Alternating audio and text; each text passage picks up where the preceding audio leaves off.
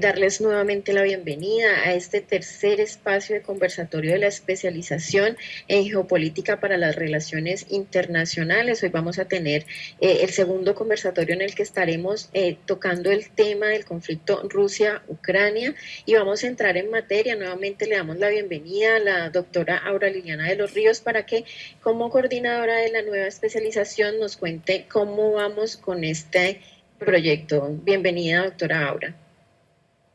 Muchas gracias, Diana. Nuevamente, superando el impasse que se presentó de audio, quiero darle la bienvenida a todos los panelistas y en especial al doctor Rubén Casillas, que desde México nos está acompañando en este conversatorio.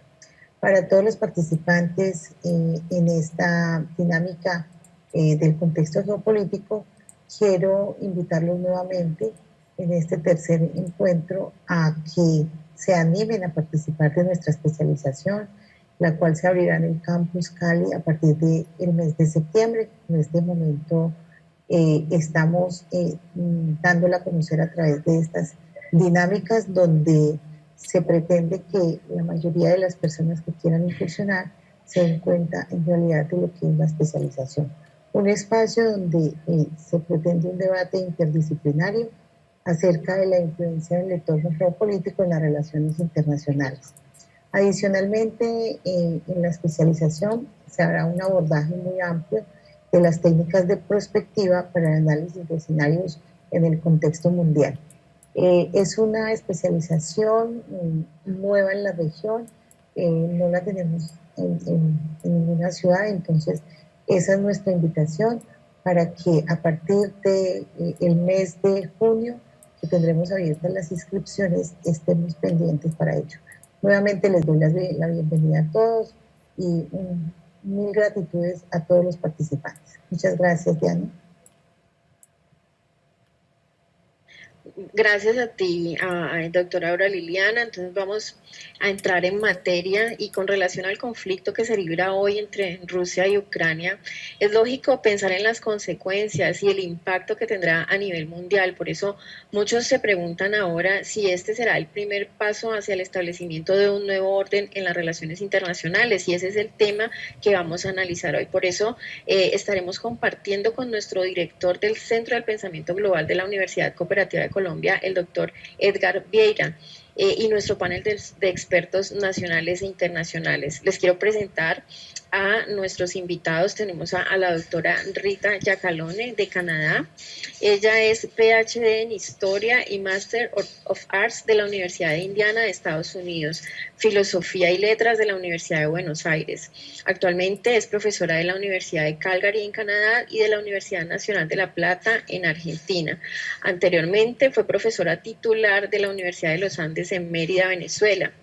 Igualmente, profesora invitada en universidades de Estados Unidos, Reino Unido, Francia, Argentina, Colombia y México. También ha publicado varios libros y numerosos artículos sobre geopolítica, geoeconomía e integración regional. En la Universidad Cooperativa de Colombia ha publicado los libros Geopolítica y Geoeconomía en el Proceso Globalizador y Política Internacional a principios del siglo XXI, Poder, Cooperación y Conflicto. También nos acompañará Diego Cardona. Él es PhD en Relaciones Internacionales del Instituto de Altos Estudios Internacionales de Ginebra, Suiza. Máster en Estudios de Asia y África. Énfasis en Medio Oriente en el Colegio de México y curso anual de especialización de la Escuela Diplomática Española. Actualmente es profesor investigador en la Escuela de Política y Relaciones Internacionales de la Universidad Sergio Arboleda de Bogotá y ha estado vinculado a las universidades de los Andes, Javeriana y del Rosario de Bogotá y a la Universidad del Norte en Barranquilla. Entre otros cargos, ha sido viceministro de Relaciones Exteriores, embajador en Egipto y Arabia Saudita, viceministro plenipotenciario ante la Unión Europea, Bruselas, y funcionario internacional de la Comunidad Andina y de la UNASUR. Y también se encuentra en nuestro panel de invitados Rubén Casillas de la Torre. Es licenciado en Estudios Internacionales, maestro en Ciencias Sociales y doctor en Ciencia Política por la Benemérita Universidad de Guadalajara. integrante del Grupo de Estudios sobre Eurasia y miembro de la Asociación Latinoamericana de Estudios de Asia y África. Ha impartido clases pertenecientes a la disciplina de Relaciones Internacionales en la Universidad del Valle de México, el Instituto Tecnológico de Estudios Superiores de Occidente, la Universidad Autónoma de Guadalajara y la Benemérita Universidad de Guadalajara. Y en estas dos últimas se ha desempeñado también como profesor de idioma japonés básico e intermedio. Actualmente es profesor docente asociado en la licenciatura en Lenguas y Culturas Extranjeras del Centro Universitario de los Lagos y profesor de la maestría en Políticas Globales y Estudios Transpacíficos del Centro Universitario de Ciencias Sociales y Humanidades. A nuestros asistentes les solicitamos que planteen sus inquietudes y comentarios a través del chat de nuestro canal en YouTube y diligencien el formato de asistencia que estaremos publicando en este mismo chat. Este espacio estará moderado por nuestro director del Centro de Pensamiento Global, Dr. Vieira. Tiene la palabra. Muchas gracias, Diana. Muchas gracias, profesora Aura. Bienvenidos, estimados panelistas. Y vamos entonces con este tercer conversatorio, en el cual, en un conflicto que ya está bordeando los 2 meses, cada vez genera más inquietudes y mayores interrogantes sobre los cambios que muy seguramente se van a producir en el orden mundial. Orden mundial que en primer término tiene o se ve afectado por el enfrentamiento entre regímenes democráticos y regímenes autoritarios. Una expectativa hacia el futuro es justamente cómo quedará en el orden mundial el papel de la democracia, la cual hasta ahora viene perdiendo terreno. Ya tenemos más de la mitad de los países del mundo bajo regímenes autoritarios y en este momento el autoritarismo precisamente de Rusia a través de su presidente Vladimir Putin es que se dan este tipo de medidas unilaterales, violando completamente los acuerdos internacionales. Ahí viene un desafío enorme a futuro de cómo las democracias podrán seguir dando respuestas a este tipo de intervenciones unilaterales generadas por regímenes autoritarios. En segundo lugar, vale la pena también plantear el problema del rearmamentismo que está trayendo el conflicto.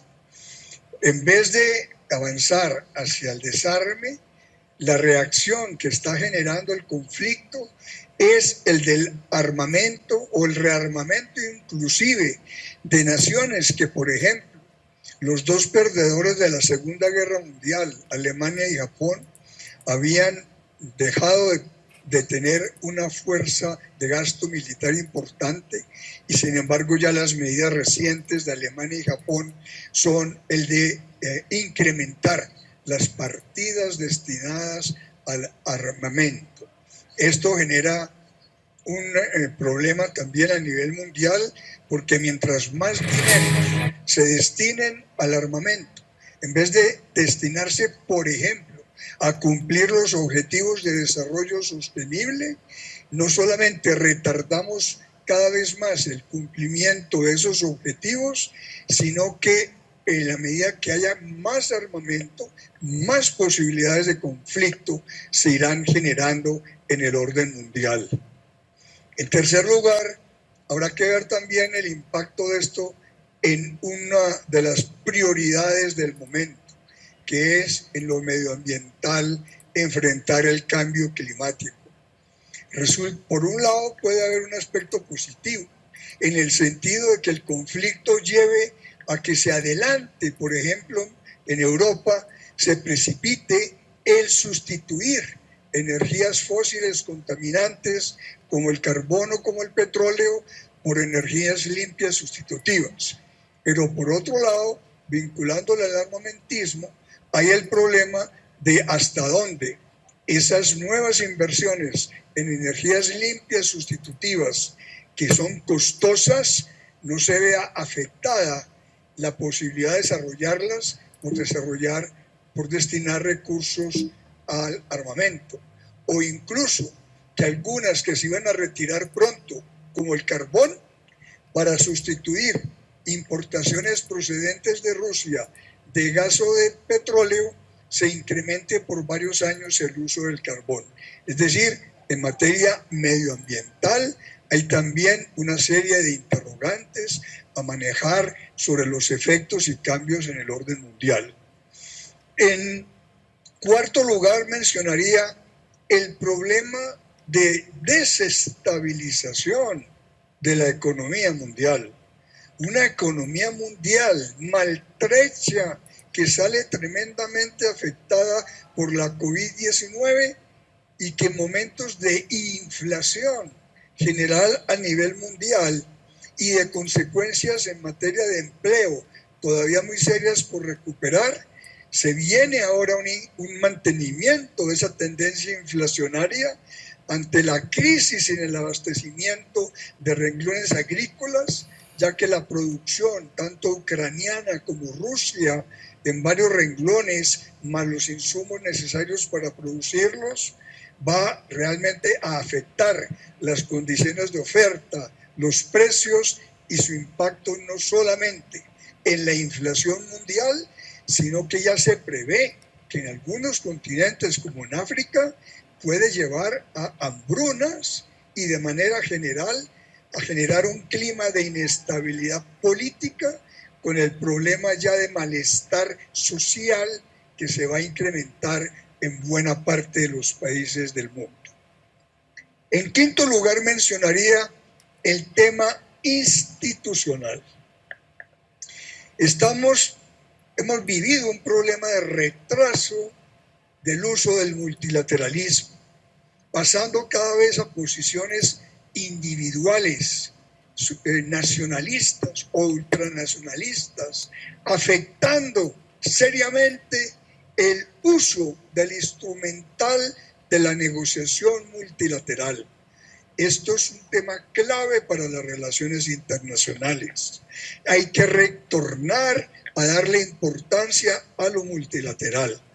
De ahí, una primera reacción positiva ha sido como el conflicto, por ejemplo, a nivel de Europa, que traía ya sus conflictos internos, ha vuelto a unificar el bloque, ha vuelto a poner la integración como una variable importante para posicionarse en el orden mundial.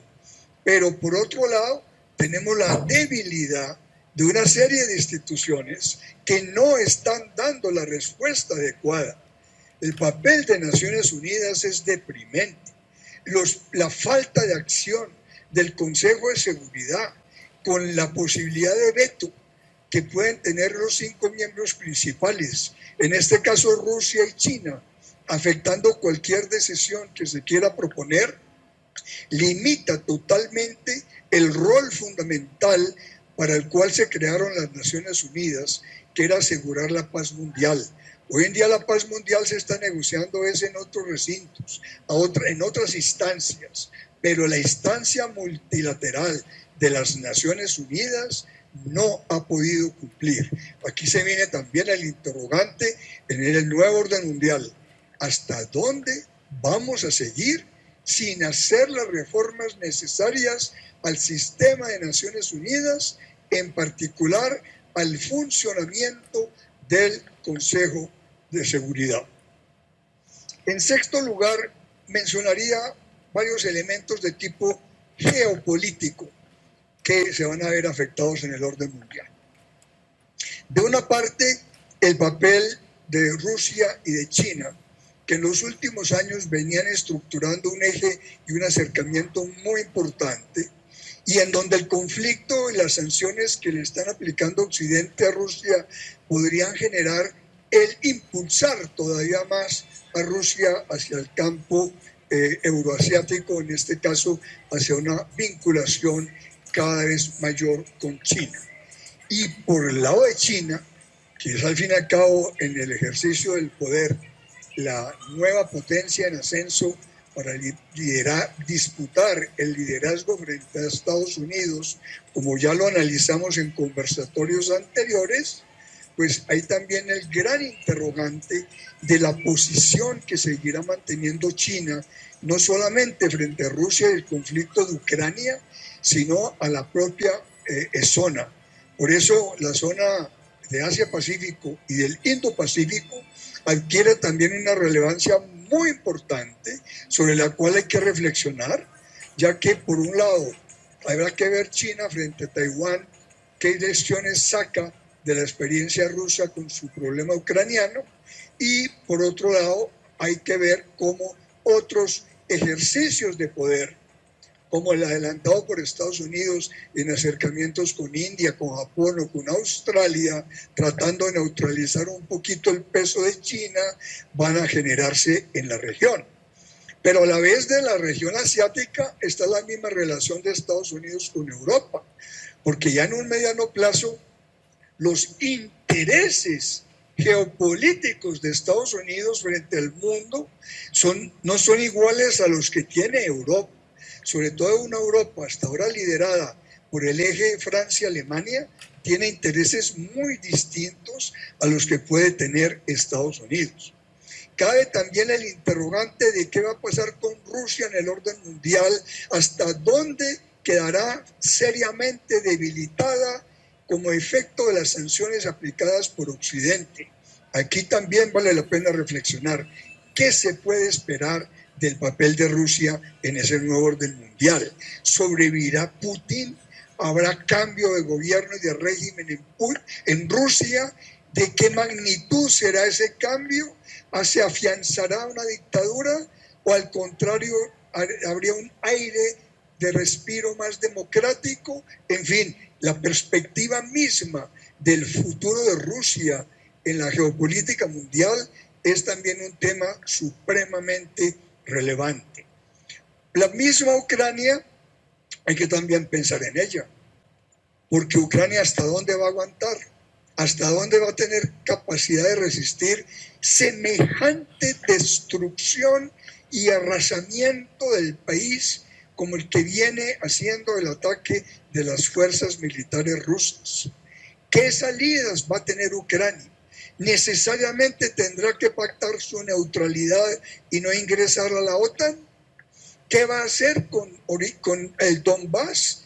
Finalmente más bien lo entrega y deja que esa zona ucraniana de influencia totalmente eslavo-ortodoxa definitivamente pase al dominio ruso a cambio de lograr afianzar el resto del territorio. Es decir, también caben una serie de interrogantes sobre en qué se espera que desemboque la situación de Ucrania en el conflicto. Y por último, ¿qué pasa con la expansión misma de la OTAN? Generadora en buena parte del conflicto desde el punto de vista ruso, que al pretender entonces que naciones de la antigua Unión Soviética ingresaran igualmente a la OTAN, como Georgia y Ucrania, generaron la reacción del gobierno de Putin. Aquí también cabe el interrogante: ¿se justifica que la OTAN siga insistiendo en extenderse más y más? Una organización militar creada inicialmente para solo actuar a nivel del occidente de Europa. ¿Tiene justificación y le sirve al orden mundial una OTAN interviniendo ya en todo el territorio europeo y eventualmente inclusive en otras áreas del mundo? Ese es otro interrogante fundamental para ver cómo queda el orden mundial. Y esto cierra con la pregunta angustiante que ya se hacen muchos: ¿cómo terminará esto? ¿Encontraremos solución? En la medida que Putin se sienta perdiendo o acorralado, ¿no tomará medidas más drásticas? En un mundo que el armamentismo se ve agravado por el desarrollo de lo nuclear, ¿habrá uso de armamento nuclear?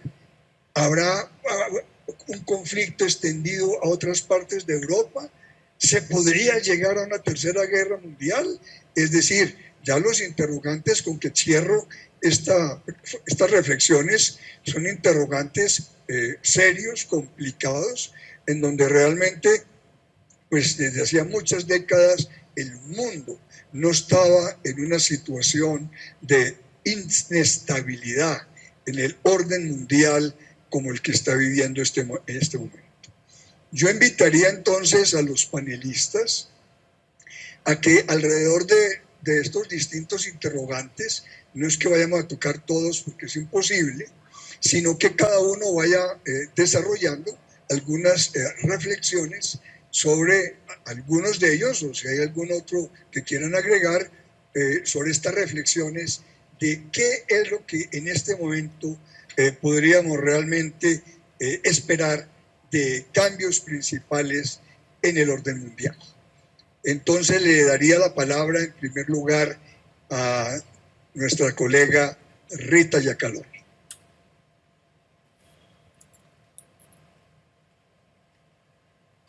Muchas gracias, Edgar. Muchas gracias por la invitación a la Universidad Cooperativa de Colombia, sede Cali, y al CEPEG. Me alegro de estar aquí esta mañana, aunque lamentablemente el tema que nos convoca sea una situación muy desagradable, muy desgraciada dentro del sistema internacional. Voy a apartarme un poco del planteamiento que hizo Edgar, porque mi presentación va a estar más centrada en la situación del sistema internacional antes del inicio, o sea, un poco qué elementos del sistema internacional en cierta forma incidieron para que Rusia produjera su invasión en Ucrania. Y lo hago porque considero que para cualquier intento de diseñar escenarios futuros es fundamental partir del análisis de la situación previa. Si no entendemos bien cuáles serán las fuerzas en juego y no solo las estrategias, pero también las percepciones de los actores que intervienen en el sistema, es muy difícil hacer escenarios que sean realmente fundamentados y que tengan posibilidades analíticas importantes. Para eso voy a compartir, si me dan voy a compartir la pantalla. Aquí arriba creo que es.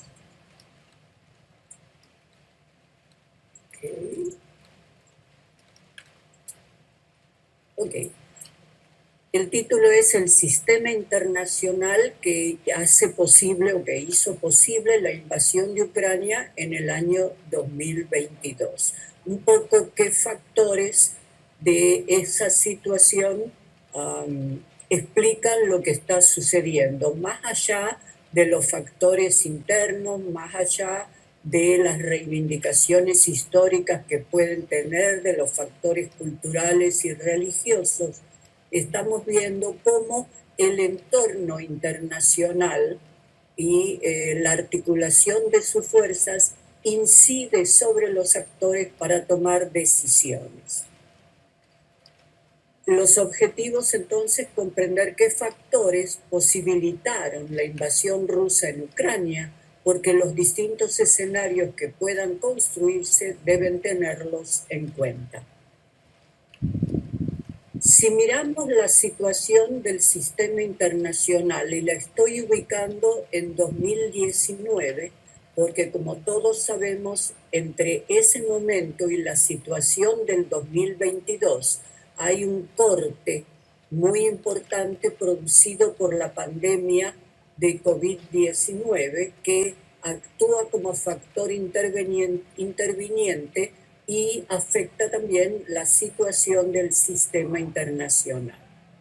En el 2019, aún hasta finales de año, antes de la pandemia, teníamos un contexto de crisis global prolongada, iniciada financieramente en los países desarrollados en el año 2008, que a pesar de que influyó en el periodo posterior en todos los países, incluida hasta en China, produciendo una desaceleración de su crecimiento económico, no detuvo el cambio tecnológico. Tenemos entonces prácticamente no una contradicción, pero dos fuerzas que en el sistema internacional del siglo XXI son fundamentales para entender las acciones geopolíticas. Y esas dos fuerzas son la tecnología y el crecimiento económico. Y cuando hay una interpretación, no voy a abundar en ella, que indica que cuando el cambio tecnológico es rápido y continuo, acelerado, y tenemos al mismo tiempo un contexto de economía estancada o con poco crecimiento o en declinación, los conflictos internacionales aumentan. Hay mayor competencia entre países para aprovechar o para imponer su tecnología a otros y por eso el contexto internacional se vuelve conflictivo.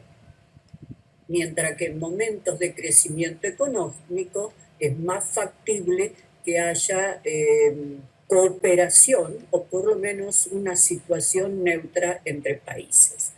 Ese contexto entonces, o esas dos fuerzas, tecnología creciendo aceleradamente y economía no creciendo o creciendo poco, explican en cierta forma el enfrentamiento comercial y tecnológico entre China y Estados Unidos. En la segunda década de este siglo, todos conocemos que prácticamente hay ya una alianza China-Rusia posterior a la invasión rusa de Crimea. No es que ahora van a aliarse, ya existe esa alianza que es obvia en más de 40 acuerdos bilaterales en los cuales China está apoyando económicamente a Rusia y le ayudó ya entonces desde 2014 en adelante ese apoyo ese apoyo chino a evadir las sanciones aplicadas por la invasión de Crimea. Esto contribuyó a fortalecer a Rusia. O sea, el hecho de aliarse con China lo convierte en un socio de uno de los factores o actores que en este momento impulsan una transición del sistema internacional. Eso refuerza a Rusia, aunque sea en una posición de socio relativamente menor dentro de la ecuación, menor con respecto a China. Paralelamente, el Brexit, o sea, la salida del Reino Unido, debilita a la UE. No solo debilita a la UE, también debilita al Reino Unido mismo. No voy a entrar en ese tema ahora, pero eso hace que pierdan poder, no los refuerza, les hace perder poder a los que son percibidos como socios de Estados Unidos. Entonces tenemos un primer gran conflicto tecnológico y comercial, una alianza China-Rusia que ya se constituyó, no es un factor nuevo, que refuerza a Rusia, y paralelamente una división entre socios de Estados Unidos que los debilita. Y sobre ese cuadro llega el impacto de la pandemia. La pandemia, obviamente, como ya lo señaló Edgar, profundizó la crisis económica. Estuvimos aislados en casa, no consumimos o consumimos menos de algunos productos, otros productos no pudieron llegar a los consumidores. Y también se acentuó la bipolaridad, el enfrentamiento entre Estados Unidos y China, por la llamada guerra de las vacunas, guerras médicas, guerras de las farmacias, de los laboratorios, etc.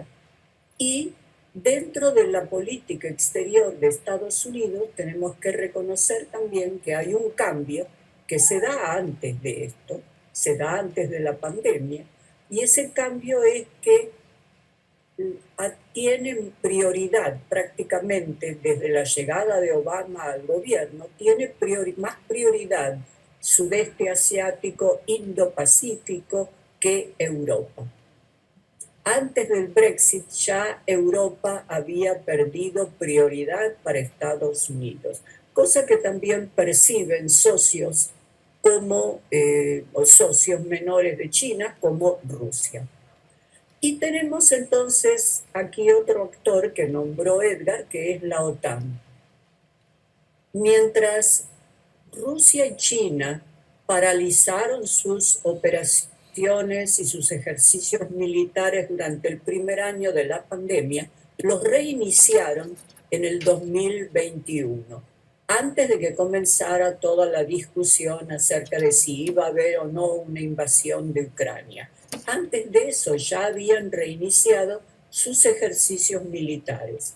Y no solo en el Pacífico, sino que los habían llevado, inclusive con participación china, al mar Báltico. Mientras en paralelo la OTAN paralizó todos sus ejercicios militares durante la pandemia porque las Fuerzas Armadas estacionadas en Europa y en otros lugares estuvieron básicamente organizadas, orientadas a ayudar a las autoridades a combatir la pandemia. Entonces tenemos aquí otro elemento mucho más específicamente militar que también muestra más debilidad o falta de preparación de una de las partes que de la otra. Entonces, factores que promueven invasión rusa. Debilidad del sistema multilateral para imponer sanciones, ya se había visto del 2014. Contexto económico negativo. Ok, estamos de acuerdo, aunque también para Rusia el contexto económico es negativo.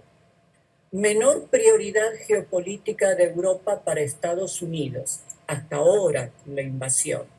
Menor interés estadounidense en la OTAN, y esto lo recalco porque no suele mencionarse en los medios de comunicación, pero ya Obama, mucho antes de Trump lo hizo obvio, pero ya Obama había señalado que la UE debía hacerse cargo de su defensa, que no podía, que la OTAN no iba a desaparecer, pero que la participación europea en la OTAN debía reforzarse, que Estados Unidos, al dar obviamente, al girar o virar su prioridad hacia Asia-Pacífico, no iba a seguir otorgando los mismos recursos a la OTAN para la defensa de Europa. Todo esto, a mi entender, alienta el interés ruso para probar su poder en su región cercana. En cierta medida yo considero que la invasión de Ucrania es algo así como una operación, como dicen, smoke out, como de fumigación. Vamos a echar bombas de humo aquí a ver qué pasa. Si reaccionan, si no reaccionan y qué podemos hacer después. Ahora, ¿qué factores del sistema promueven a su vez que los países de la OTAN no tomen una posición más fuerte?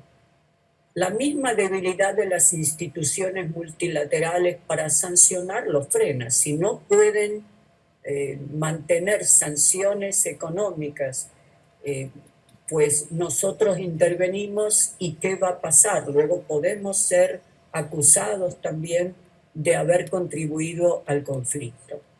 Pero también yo creo que la razón más importante es la falta de interés de los gobiernos, porque la OTAN no puede tomar decisiones unilaterales sin el apoyo de sus gobiernos, que no están interesados en involucrarse militarmente frente a otras prioridades como la recuperación económica post-COVID y temas globales que ya Edgar mencionó como el cambio climático. Además, otro factor fundamental que diferencia a los países OTAN de Rusia es que como gobiernos democráticos necesitan prestar atención a su opinión pública. Y la opinión pública, a pesar de que está en contra, y es obvio en las encuestas europeas, estadounidenses, inglesas está en contra de la invasión rusa, está también poco dispuesta a participar militarmente en una operación. Los actores del conflicto tienen percepciones distintas de la situación del sistema. Para Rusia, el sistema es una oportunidad en este momento para emplear coerción en su entorno y probar hasta dónde puede hacerlo sin que Estados Unidos, UE y OTAN reaccionen. ¿Hasta dónde puedo llegar? También reactiva la estrategia de realizar enfrentamientos bipolares, como se hacía durante la Guerra Fría, pero no a través directamente del enfrentamiento entre polos, sino del enfrentamiento entre socios o asociados de los polos. O sea, el enfrentamiento sigue siendo aquí, pero en lugar de que estos choquen abiertamente, vamos a hacerlo aquí y a probar qué pasa. Y también digamos, Rusia puede intervenir en el sistema, es su oportunidad, porque tiene el respaldo chino frente a nuevas sanciones económicas. Por el lado de la OTAN, básicamente dos problemas. Decisiones dependen de gobiernos con otras prioridades que deben atender a la opinión pública doméstica. Y la justificación oficial de la no intervención directa es que aunque el artículo 5 de su carta obliga a intervenir en un país miembro, si es invadido, Ucrania no es país miembro. O sea que la OTAN lo que hace es reforzar su presencia militar en los países miembros de OTAN que están en el entorno de Ucrania, como Polonia o los países bálticos, y enviar armamento. Y aquí quiero mostrar, estos son escenarios del sistema internacional post-COVID que Nye, Robert Nye, uno de los artífices, digamos, de los más importantes teóricos de las relaciones internacionales, que él planteaba para el post-COVID en el 2020. Y decía, había 5 alternativas. Este diagrama no muestra dirección, no es un proceso, no quiere decir que de aquí pasamos aquí o al revés. Son 5 opciones, más de lo mismo. Termina el conflicto en un statu quo, un triunfo de una de las partes sobre la otra y nada cambia. Esa sería una alternativa.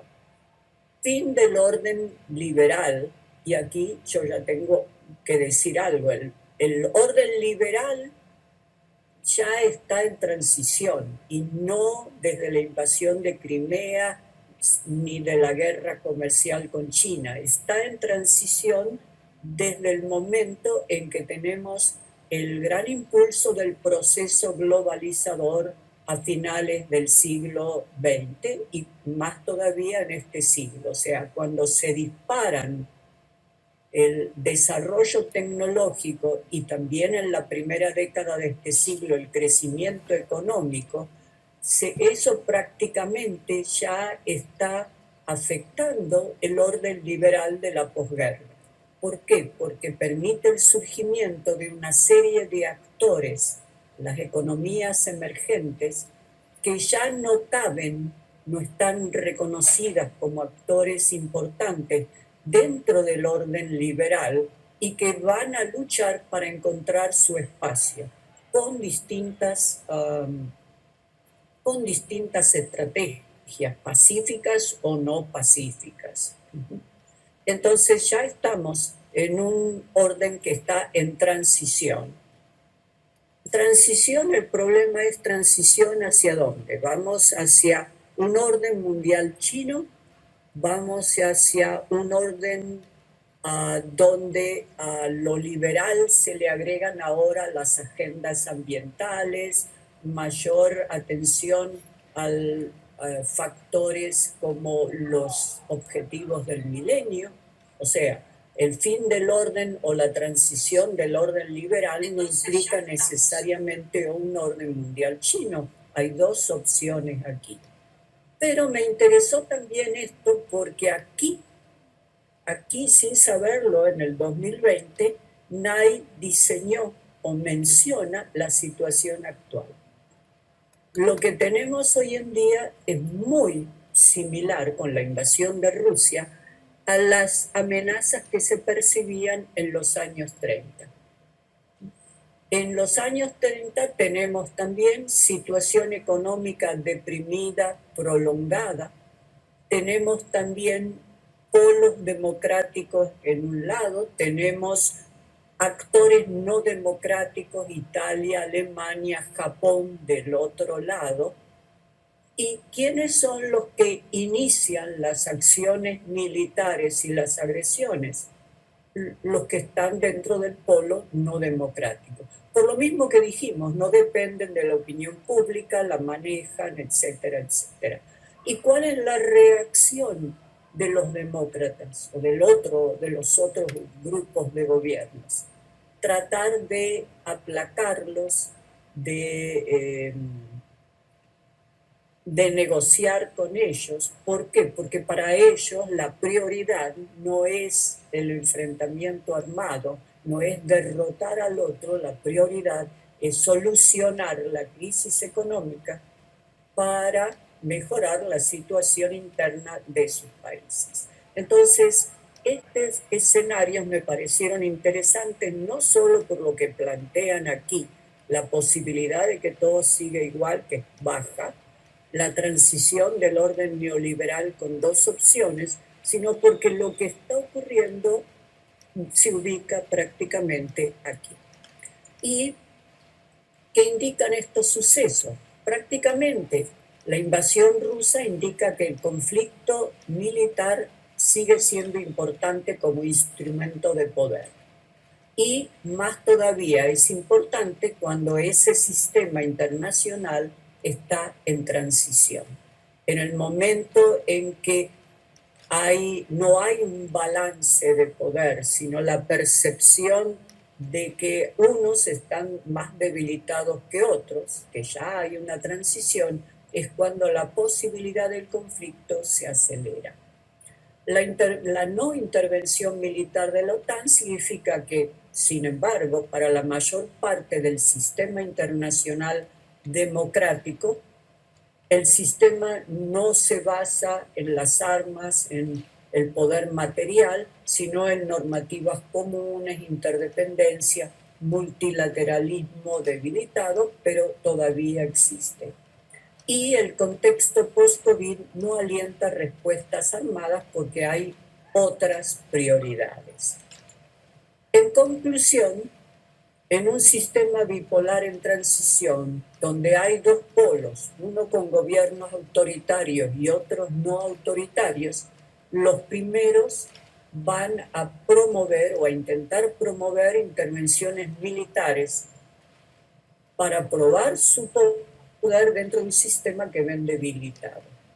Ahora, eso no quiere decir que necesariamente van a triunfar o a imponer sus condiciones al sistema. Y quiero señalar esto porque si ustedes recuerdan, los historiadores recordamos bastante, en los años 30 la situación de Europa parecía calamitosa.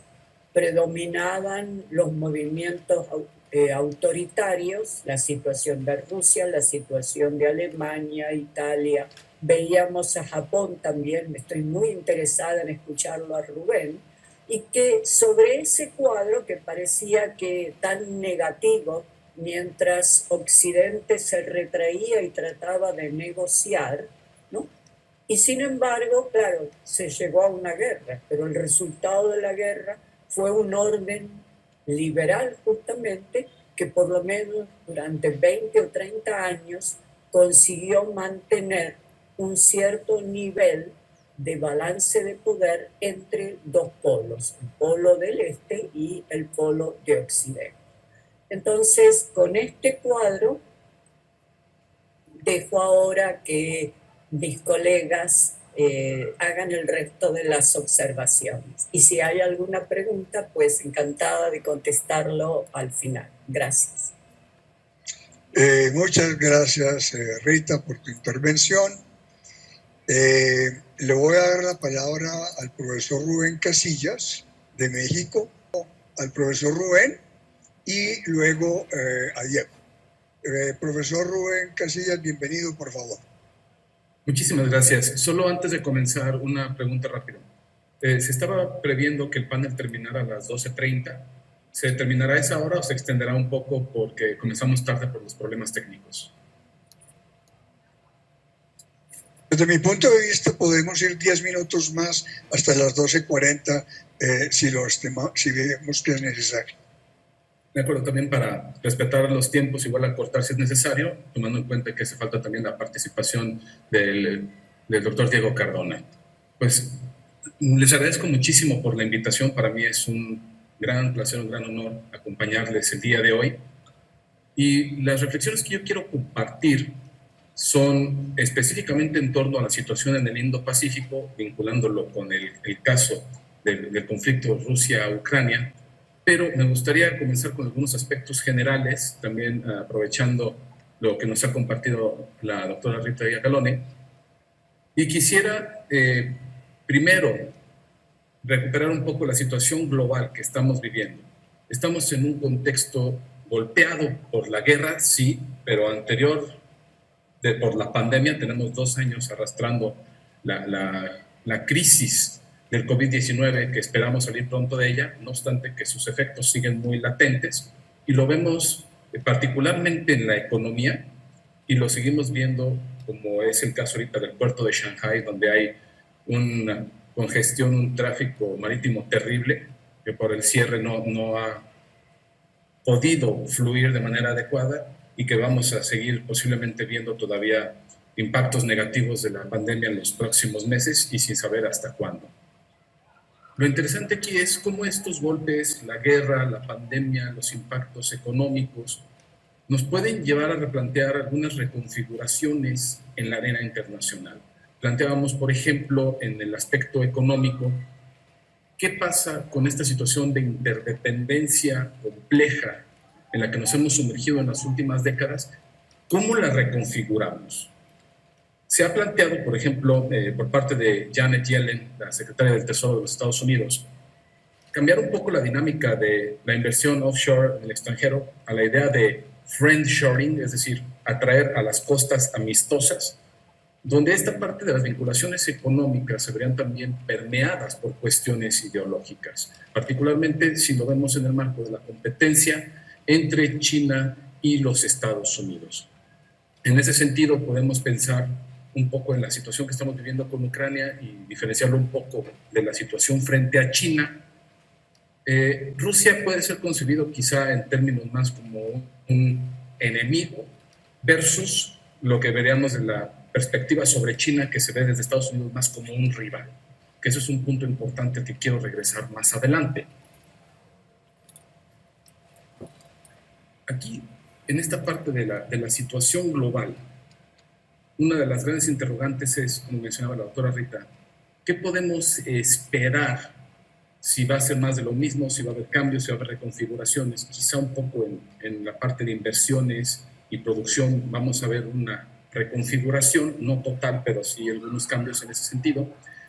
Y posiblemente veamos también una mayor importancia del Estado, quizá un Estado quizá más regulador, un poco atraer ciertos sectores productivos de nuevo al interior del Estado, un poco un retroceso de lo que hemos visto de las dinámicas de la globalización, sobre todo en los años 90, a principios de los 2000. Y eso para mí es un punto importante de preocupación, de la mano del auge de los nacionalismos que también hemos visto surgir particularmente en Europa, que eso podría ser también un golpe más fuerte a la ya de por sí dañada institucionalización y dinámicas multilaterales a nivel global. Pensando en el caso de Naciones Unidas, por ejemplo, si preguntamos, ¿esto es un gesto de la debilidad de Naciones Unidas que no puede actuar en este caso? Lamentablemente sí, y no ha sido el único. Se plantea que desde que surge Naciones Unidas, ya surge con esas debilidades, durante toda la Guerra Fría, que tampoco pudo mediar de manera efectiva también por esta cuestión de los bloqueos entre Estados Unidos y la Unión Soviética, y en la actualidad por las rivalidades existentes, particularmente frente a China y Rusia versus Estados Unidos y sus aliados tradicionales. Entonces, yo creo que esta parte es importante, porque no es solamente que no se ha actuado en esta situación frente a Rusia, sino que incluso podemos pensar, regresando un poco, por ejemplo, la situación en Irak en el 2003, donde también Estados Unidos actúa más de manera unilateral, saltándose las Naciones Unidas. Son alarmas que han habido desde hace décadas de la necesidad de reforzar también los mecanismos multilaterales, las instituciones, para que puedan ser unos reguladores efectivos, y que no se ha llevado a cabo. No solamente en el ámbito de Naciones Unidas, podemos pensar también quizá las arquitecturas financieras internacionales, pero aquí lo interesante es que, dado este contexto particular de crisis que estamos viviendo, la pregunta es quizá si ahora sí puede representar un contexto de un cambio sustantivo, tomando en cuenta también los equilibrios de poder a nivel internacional. Podríamos decir, quizá la situación de la ONU, la debilidad para intervenir en este tipo de conflictos no es nueva. Lo que sí es nuevo quizá es este reforzado, digamos, papel que está teniendo Rusia, por ejemplo, ahora que está como resurgiendo, podríamos decirlo de alguna manera, en la presencia que está teniendo China, donde a pesar de que no lo apoya abiertamente, tampoco lo sanciona ni tampoco o se opone de manera abierta a la guerra. Lo que podemos plantear es quizá el surgimiento de una nueva dinámica de poder, quizá un nuevo equilibrio de poder, pensando en términos del momentum de unipolaridad que tuvo Estados Unidos en los 90s, que se plantea pudo haber pasado rápidamente a una multipolaridad. Es decir, si pensamos en las distribuciones de poder, donde Estados Unidos, al ser victorioso en la Guerra Fría, se posicionaba como el gran hegemón del sistema internacional, pierde momentum rápidamente. Es una de las críticas que hace, por ejemplo, Samuel Huntington, donde pudo haber impuesto de manera más efectiva sus intereses a nivel global, pero se duerme en sus laureles. Es una crítica que le hace. Y posteriormente vemos el surgimiento de potencias en las regiones que pueden disputar espacios de poder e influencia. Ahí es donde surge, por ejemplo, el discurso en torno a los BRICS, en el marco de la crisis en Estados Unidos 2008 en adelante. Y podríamos pensar en ese sentido como una especie de unimultipolaridad, donde tenemos un hegemón, pero diversos polos de poder regionales que están ascendiendo. En ese sentido, y planteando la idea del declive relativo de los Estados Unidos, relativo en términos de que va surgiendo China como una potencia económica importante y en las últimas décadas también cada vez más fuerte en términos militares, tecnológicos. Vemos el fortalecimiento también paulatino de Rusia, también en este caso, como mencionaba la doctora Rita, de la mano del apoyo que está teniendo de China, sobre todo en los últimos 8 años. Quizá podremos pensar, no sé si fuera como muy osado, muy aventurado, una especie de sistema unimultipolar girando a una especie de bimultipolaridad, no lo sé, planteando la importancia que siguen teniendo las regiones, no obstante que comenzamos a ver como dos polos que compiten, donde está por un lado Estados Unidos y por el otro depende cómo se siga trabajando este acercamiento entre Rusia y China. Quiero girar hacia la parte del Indo-Pacífico. ¿Qué tiene esto que ver con la situación en la región?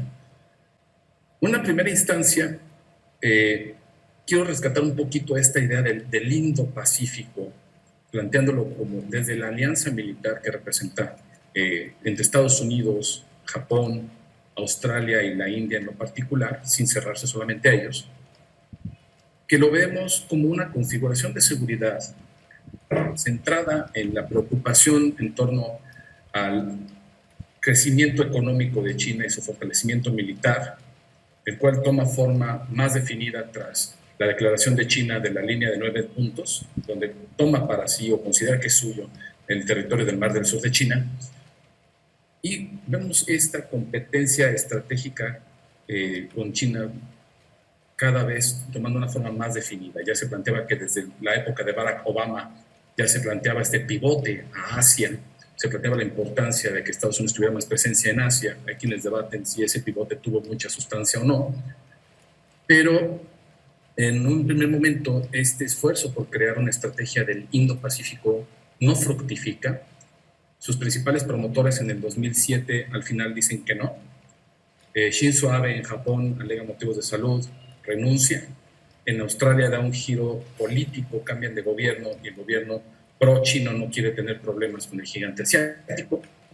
En la India, al interior hay manifestaciones de descontento en torno al Indo-Pacífico porque consideraban que iba en contra de los principios de neutralidad de la India. En primer momento no se aterriza esta estrategia. La vamos a ver más bien hasta el 2017, que regresa, ahora sí toma forma, se convierte en diálogos de seguridad, mecanismos de diálogo 2+2, es decir, ministros de defensa y de relaciones exteriores de estos países coordinándose, a la vez que se firman acuerdos de colaboración militar, particularmente en hacer ejercicios militares conjuntos, compartir tecnologías, etc. Y lo vinculamos, o lo vinculo yo en lo personal, con la situación de Europa y la guerra actual, en este sentido de la competencia frente a potencias, como es este caso Rusia y China, y cómo se van creando mecanismos que van vinculando a estas regiones. Si pensamos, por ejemplo, desde el Indo-Pacífico, ¿qué tiene que ver Europa ahí, por ejemplo? Y cómo esto puede afectar a la larga también la configuración del orden internacional. Pues ya veíamos la conformación del Indo-Pacífico no solo como una estrategia frente a China, sino como un complejo de seguridad, como lo plantean Barry Busan y Ole Weber, en el sentido de que tanto en el noreste, sureste y el sur de Asia, es decir, como rodeando a la China, vamos a ver estas configuraciones de seguridad con un elemento de securitización en su centro, es decir, con una preocupación compartida, que en ese momento es China. Y en esos esquemas de seguridad se incorpora paulatinamente Europa, especialmente Alemania, Francia, Reino Unido, al generar sus propias estrategias de seguridad del Indo-Pacífico, poniéndole nombre y apellido, lo mencionan de manera muy clara. Incluso la misma Unión Europea tiene sus propios lineamientos en torno al Indo-Pacífico, la Unión Europea como actor en su conjunto. Pero tiene más sustancia cuando vemos la alianza del AUKUS entre Australia, Reino Unido y los Estados Unidos, que vemos estos puentes estratégicos que se van tendiendo entre Europa y el Indo-Pacífico, hacia la región del Asia-Pacífico. Es posible que veamos más este fortalecimiento de este tipo de alianzas y estrategias donde Estados Unidos busca impulsar este acercamiento entre diversos aliados, quizá pensando en esta alineación o en esta alianza que han ido tejiendo Rusia y China, quizá tender un puente que vaya desde Europa, rodeando a ambos, tanto por tierra como por mar. La parte difícil, y yo creo que va a ser el mayor reto de los Estados Unidos en ese sentido, es poder articular toda esta serie de alianzas existentes para crear una gran estrategia en esta competencia frente a estos dos actores. El gran problema que yo considero en ese sentido es que los muchos mecanismos pareciera que incluso compiten entre ellos por tener mayor vigencia o mayor presencia con los Estados Unidos. A pesar de, por ejemplo, planteando la situación de Japón, a pesar de la alianza que mantiene con los Estados Unidos desde 1951, a pesar de la presencia militar que hay en suelo japonés, los japoneses están preocupados también de que otros tipos de mecanismos de seguridad puedan desplazar la importancia que tiene Japón. Inclusive lo vimos en los 70s, cuando el acercamiento con Nixon, Japón tenía miedo de que acercarse a China significara abandonar a Japón. La cercanía económica que ha tenido en las últimas décadas Estados Unidos con China antes de los conflictos, particularmente con Trump, también preocupaban en ese sentido a los japoneses. Los acercamientos que ha tenido con Australia, con Reino Unido en el marco del AUKUS, por ejemplo, podría preocupar también a Japón en el sentido de qué tanta vigencia, qué tanta importancia va a tener realmente el diálogo cuadrilateral, el marco del Quad en el Indo-Pacífico, donde quizá Japón pudiera verse relegado. Y en ese sentido, parte de lo que ha tenido que aprender Japón a lo largo de los últimos 70 años, sin entrar a detalles, pues es que inclusive siendo Estados Unidos su principal aliado, pues Estados Unidos no va a tener los mismos intereses que Japón todo el tiempo, y en algunos momentos incluso pueden ser contrarios. Lo vimos, por ejemplo, en los 70s, con los conflictos en Medio Oriente, donde Estados Unidos apoyaba a Israel, pero Japón apoyaba a los árabes porque eran sus proveedores de petróleo. Y en ese sentido, Japón lo que ha buscado también es ser más proactivo, así es como denominan a su política en materia de seguridad a nivel internacional. Y en esa proactividad, parte de lo que buscan también es tener mayor presencia, y se ha debatido mucho esta cuestión del presupuesto. Hay una especie de tabú en Japón de no pasar del 1% de gasto militar, 1% del Producto Interno Bruto, que quizá en los próximos años pueda ser cruzado. Es como un gran tabú de que mientras no pase del 1%, Japón no aspira como a ser un gran jugador en términos militares. Pero eso todavía estamos por ver si se logra o no, porque se planteaba por lo menos desde el gobierno de Shinzo Abe en el 2006, y no se ha terminado de rebasar. Parece que es como un tabú demasiado fuerte. Pero a lo que quiero con ilustrar el caso de Japón es que también estas alianzas no son incondicionales.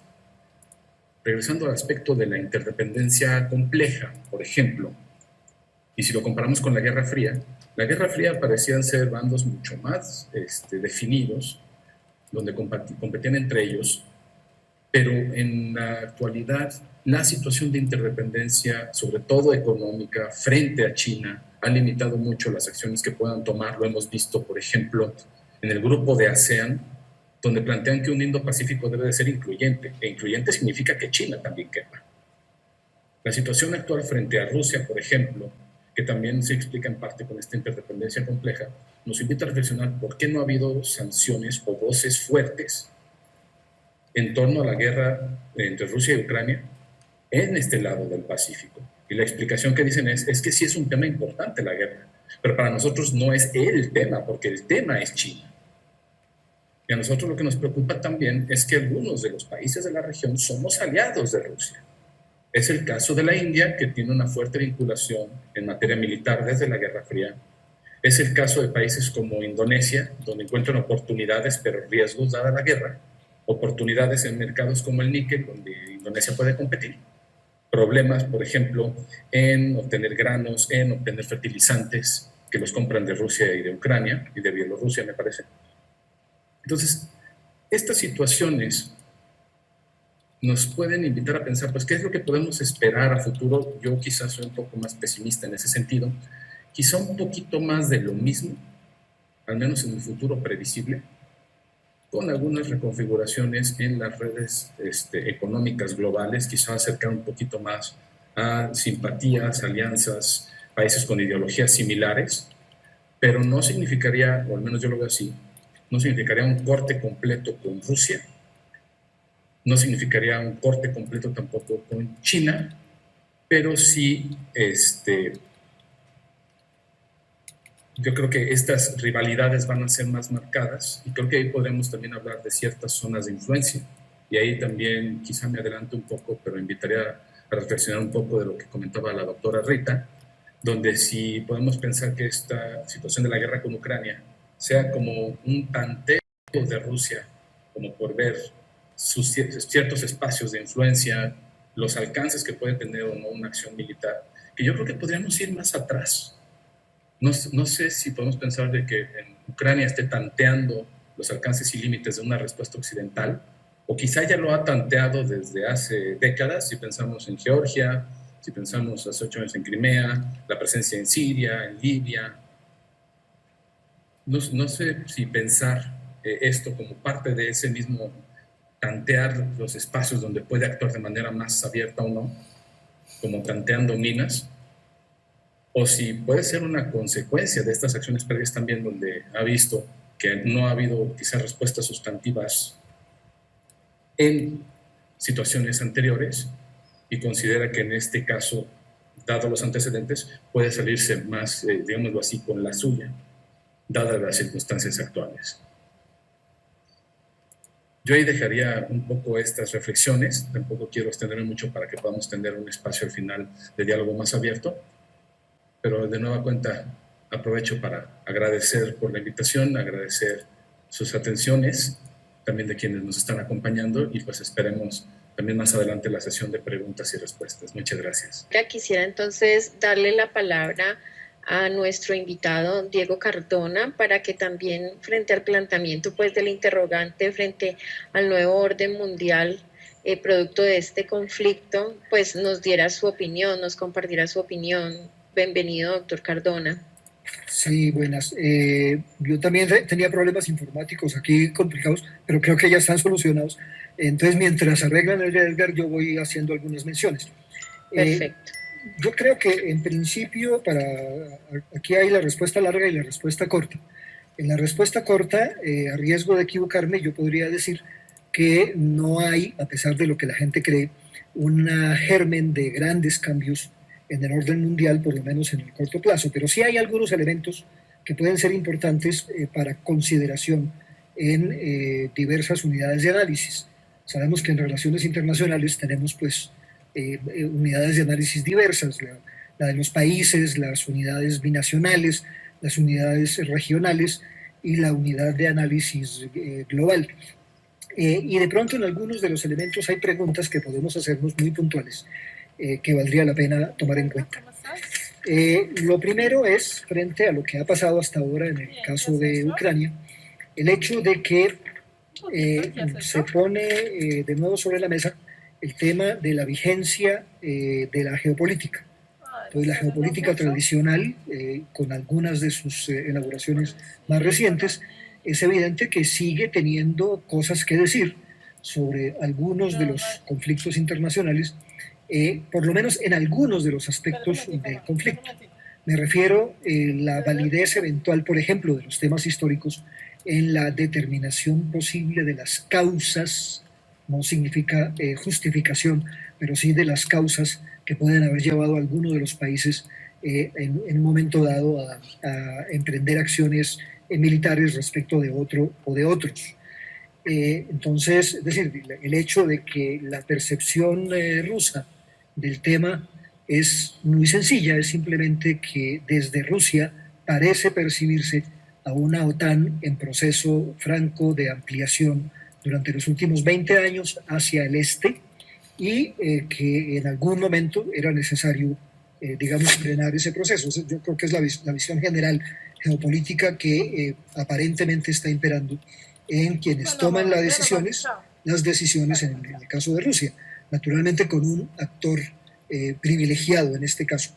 Esa es su visión del tema, o por lo menos es la que expresaron al comienzo. Cómo se ha desarrollado la guerra, ya ese es otro proceso, es un tema distinto. Es decir, sí hay un elemento clásico, histórico, geopolítico en el origen de esta intervención rusa en Ucrania, por lo menos desde la perspectiva del actor que está interviniendo.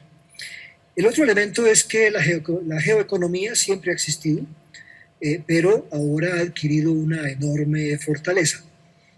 Hoy día puede decirse que la respuesta occidental frente a esta temática ha sido en lo fundamental más geoeconómica que una respuesta de otra naturaleza.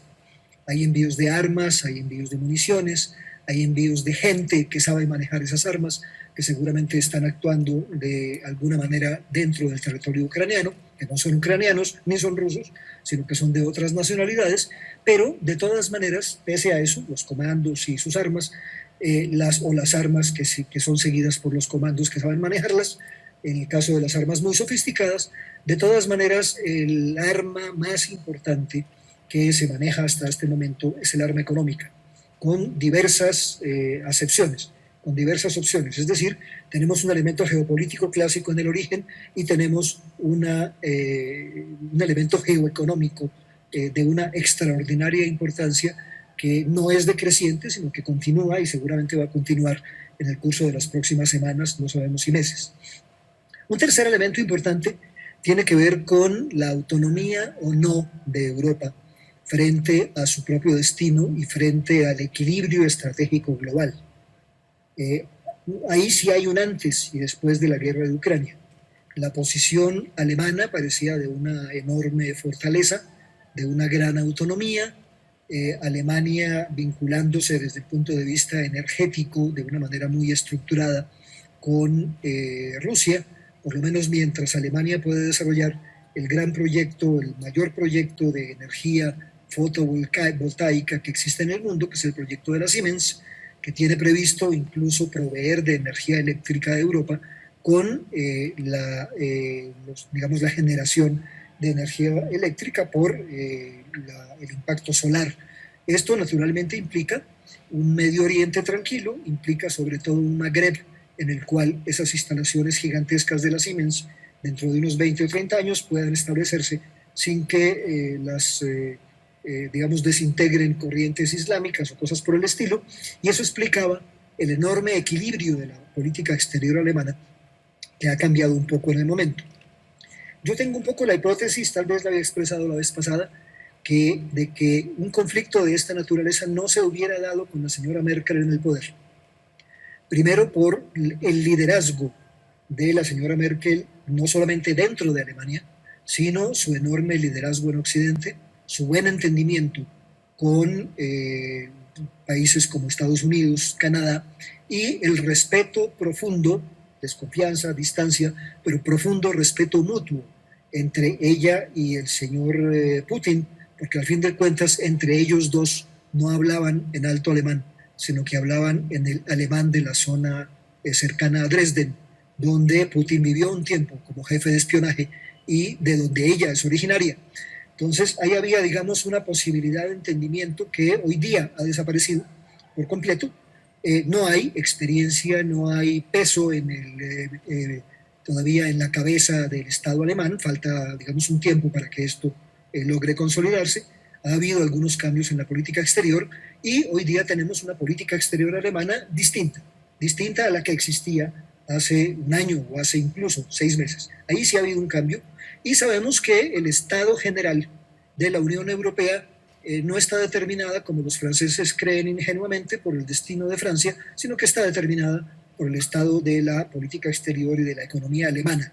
Algo muy concreto, el rol de los países llamados por algunos neutrales, por otros indecisos, por otros mediadores. Turquía, por una parte, que necesita tranquilidad en la zona, que sirve de país puente entre este y oeste y que quiere, digamos, un puente entre Europa, los países turcomanos y los países musulmanes también, por otra parte. El caso de China, que necesita absolutamente para poder crecer y para poder realizar su gran proyecto económico, digamos, eurasiafricano, porque no es solamente euroasiático, necesita de tranquilidad, necesita de paz. El país que hoy, honestamente, más quiere la paz mundial, yo creo, que es China, por razones naturalmente de interés nacional. Pero ahí también ha habido procesos de mediación importantes. Está muy seguramente India, sería interesante ver este proceso. India y China no han votado en grandes foros internacionales contra Rusia, lo que hace que inició la guerra, lo cual quiere decir que no es que estén entregados a Rusia o que sean solamente aliados de Rusia, porque tienen también muy buena relación con Ucrania, simplemente quieren ser mediadores. Y el otro gran mediador en este proceso es Israel. Sabemos muy bien por qué. Zelensky es judío ortodoxo, por un lado, ahí hay un elemento de legitimidad. Por otro lado, desde la guerra de Siria y desde la guerra contra el fundamentalismo islámico, que es el gran enemigo de Israel, y en el cual Rusia ha sido el país más firme y más fuerte en este punto, desde ese proceso la relación entre los dos países es bastante buena. Es decir, Israel tiene posibilidades de intermediación importantes, tiene cercanía con el líder ucraniano y con una colonia, digamos, una presencia judía importante dentro de Ucrania, y tiene una excelente relación incluso a niveles sofisticados de inteligencia y lucha contra el terrorismo, más que casi contra cualquier país del mundo hoy día, con una relación, digamos, bastante buena con Rusia. Entonces, uno tiene a Turquía, tiene a China, tiene a India, tiene a Israel, que son países que seguramente están tratando de mediar, y esto podría explicar la respuesta a una pregunta que está ahí en el aire y de la cual en medios occidentales poca gente se atreve a hablar, y es por qué los rusos, después de lo que aparecen haber intentado, no destruyeron Kiev. Ellos difícilmente hubieran podido tomar Kiev, pero hubieran podido destruirlo. No bombardearon Kiev, bombardearon los alrededores de Kiev. pero a Kiev lo dejaron prácticamente intacto. Ahí parece haber ejercido, según fuentes más o menos confiables, una labor importante, digamos, la actividad de los mediadores, simplemente porque una destrucción de Kiev hubiera sido ya una ruta sin posibilidad de devolverse, era mucho más complicada de lo que parecía. Pero bueno, esto de todas maneras nos lleva a varios puntos. Uno es, ¿cuál es la tendencia en Naciones Unidas también? Yo quiero ser muy puntual en este tema. Insisto mucho porque ya sobre esto me extendí mucho la vez pasada. Recordemos la experiencia triste de la Sociedad de Naciones. Sancionaron a Japón porque invadió Manchuria. Bueno, primero sancionaron a Italia porque invadió a Etiopía, Italia se salió. Sancionaron a Japón porque invadió Manchuria y Japón se salió. Sancionaron a Alemania porque invadió Bohemia y Moravia y Alemania se salió. Los tres países que salieron sancionados de la Liga o Sociedad de Naciones fueron los que originaron la Segunda Guerra Mundial. Y por eso se inventó el sistema antidemocrático, tal cual, pero funcional, del Consejo de Seguridad de Naciones Unidas como el mecanismo para atender, el único mecanismo de Naciones Unidas válido para atender los problemas de seguridad internacional. Y en ese mecanismo se inventó algo mucho más complicado, y es que digamos, todo el aparato se paraba en seco si alguna de las grandes potencias tenía interés en hacerlo, justamente para evitar que pasara lo que pasó con la Sociedad de Naciones. Pero lo que uno está observando es, al expulsar a Rusia de algunas organizaciones del sistema de Naciones Unidas, al suspenderla en otras, al expulsarla o suspenderla en otras que no son de Naciones Unidas, pero que son del resorte más o menos global, como el Comité Olímpico Internacional, la tendencia, especialmente de los defensores de derechos humanos, de algunas ONGs, de algunos defensores de los principios de la democracia, es a sancionar a Rusia por lo que está pasando en Ucrania. Y claro, el peligro de esto naturalmente es que esto es como el filo de una navaja, si se va un poquito más allá, alguien termina cortado, y lo que puede suceder es simplemente algo semejante a lo que pasó con la Sociedad de Liga de Naciones, es decir, que las buenas intenciones pueden hacer que en un momento dado el resultado del asunto sea mucho peor del que podría uno imaginarse. El otro punto también importante es que ahora sí se ha visto, ya antes era teórico, en 62 quizás no lo fue tanto, pero en general la gente pensaba que el tema nuclear era un tema conceptual, era un tema teórico, era un tema de los especialistas, eso estaba lejos, incluso a mí me parece muy bien que esté Rubén presente, porque yo recuerdo cuando yo vivía en México, que había alguna gente que pensaba que si había una guerra nuclear entre Estados Unidos y la vieja Unión Soviética, entonces bastaba con meterse entre un cuarto más o menos cerrado de la casa, debajo de una mesa o de una cama, y ya la radiación no llegaba. Y esto era bastante ingenuo. Y es lo que explica por qué México era uno de los países más activos del mundo en la lucha contra la proliferación nuclear. Porque sabía que en el sur de los Estados Unidos, con vientos que van siempre norte-sur, en el sur de los Estados Unidos había en ese entonces 17 bases de proyectiles nucleares fuera de lo que pudiera haber en los alrededores, y cualquier estallido, cualquier, objetivo puesto por los soviéticos en su época sobre esas bases afectaría no solamente a Estados Unidos, sino que afectaría de manera directa e inmediata a México. Y no solamente a México, sino también al resto de los países. En Sudamérica hemos sido muy olímpicos sobre esto, pensando que esto es un tema lejano, que esto no existe, que esto no es un peligro. Y aquí hay un peligro. El peligro importante es que hay 3 acuerdos que han llegado prácticamente a su fin, acuerdos de limitación de armas nucleares, y entre esos un acuerdo de limitación de armas termonucleares, fuera de los acuerdos de misiles de alcance intermedio que están más o menos vigentes solo en la mitad de su contenido. Y es necesario, porque eso no se ha hecho, reiniciar el proceso de negociación de los misiles de alcance intermedio, de los misiles que en Estados Unidos llaman estratégicos, pero que los rusos no reconocen como diferencia. Entonces hablemos de los misiles de largo alcance. Simplemente está el tema de los misiles que están ubicados permanentemente en el espacio. Se calcula que debe haber más o menos 120 misiles entre los 3 países que tienen misiles ubicados en el espacio exterior.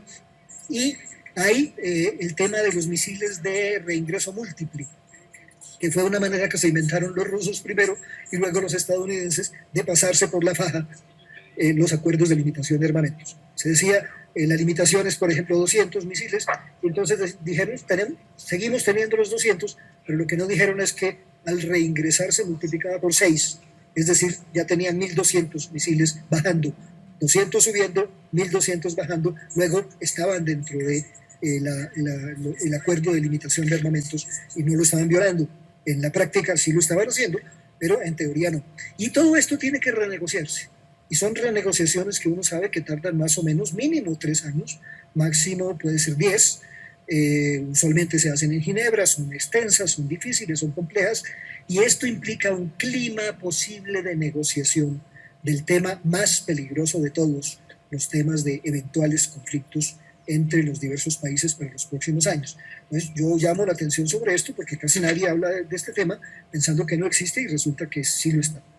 Y finalmente, uno puede preguntarse, la gente dice, bueno, Putin se lanzó un tiro en el pie porque lo que hizo fue fortalecer a la OTAN cuando quería debilitarla.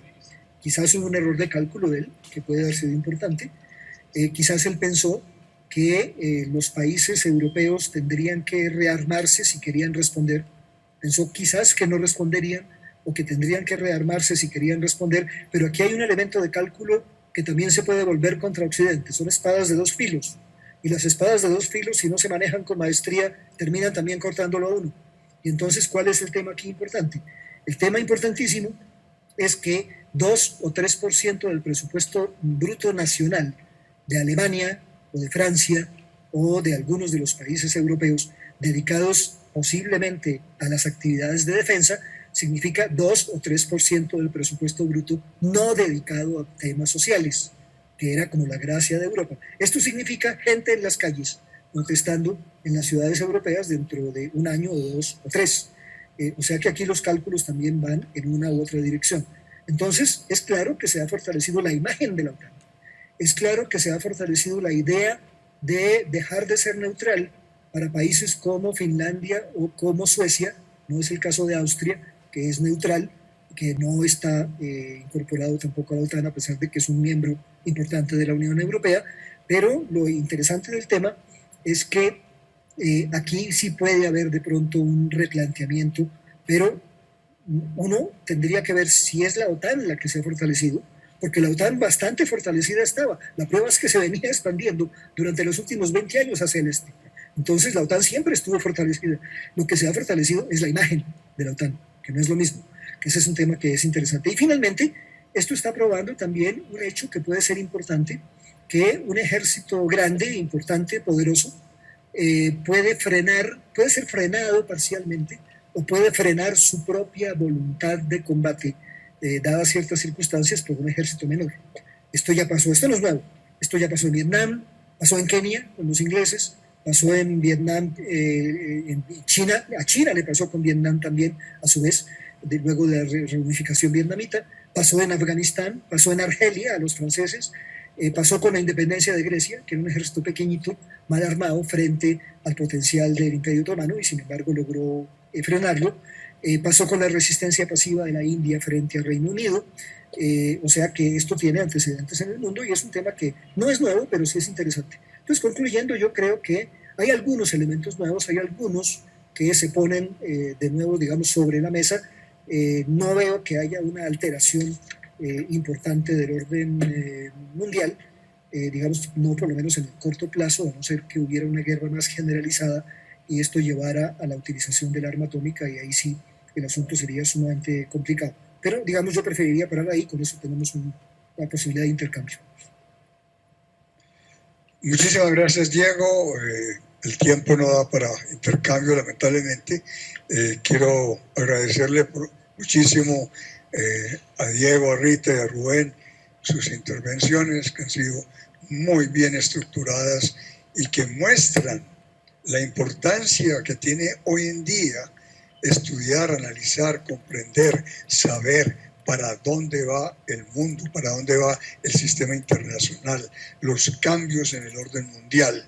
y eso es algo que se pretende justamente con la especialización en geopolítica para las relaciones internacionales que se estará abriendo en Cali a partir de septiembre y que esperamos igualmente a partir del año entrante en Bogotá y en otras ciudades del país igualmente abrirla. De mi parte, muchísimas gracias a todos y le paso la palabra a la sede de Cali. Muchísimas gracias, doctor Vieira. También a todos los asistentes por su comprensión frente a los impases que tuvimos, doctora Aura. Despidámonos entonces en esta tarde. ¿Tienes el micrófono? Ya, ya, gracias. Sí, Diana, muchísimas gracias, como dice el doctor Vieira, a todos los panelistas. Reitero, doctor Diego no lo había saludado por estos impases. Un saludo muy especial.